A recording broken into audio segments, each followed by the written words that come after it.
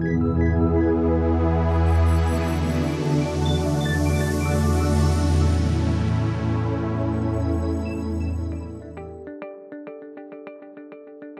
stay fit and I exercise and I eat healthy, and I've never been sick in a day in my life. I had tears in my eyes thinking, oh my gosh, why me? My story started in the end of December when I was working out. I had a little chest tightness in the center of my chest. I had an appointment with Dr. Birkenpass, I think a half hour later, where he looked at the results and just had mentioned that there was a small abnormality that he could see, and just to be cautious, thought it would be a good idea if we scheduled a cath procedure. We were waiting in the room and Dr. Birkenpass came into the room and paused, and he didn't smile. They were going to take her up to emergent surgery to do a bypass. They told me there was a 90% blockage, and they inserted a balloon pump into her heart to stabilize her heartbeat because there was risk of her having a heart attack. I was rushed down for emergent open heart surgery, and then I remember being transported up the megavator to the heart center.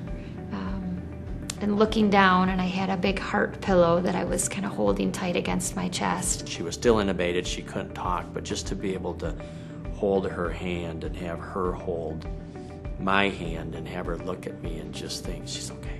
I think Spectrum Health is just such a great organization, and there was just a confidence and a little bit of a comfort knowing how well our heart program was, that I wasn't very nervous about things going wrong. They told me that I was going to start cardio rehab, and I remember my first meeting, I had to come out to Bradford, out to West Michigan Heart, to the cardio rehab center. She came in to cardiac rehab really kind of being in a time in her life where she had a lot of change, right before a wedding and combining families, so I know it was a stressful time for her. I was engaged to be married, and my fiancé at the time asked me to marry him on Christmas Day. We talked about blending our families. I have 2 daughters and he has 2 daughters. The new family was my motivator. I didn't want them to see me and have us start our lives out together being, you know, a sick mom, a sick stepmom. She took her recovery very seriously. She'd show me how to hook up my leads to my heart so that they could continuously monitor me. So from that point forward, Jen was always on the phone with my cardiologist, always monitoring my medication, how am I feeling, looking at my heart rate. I could just tell that they really knew what they were doing and had a very good program.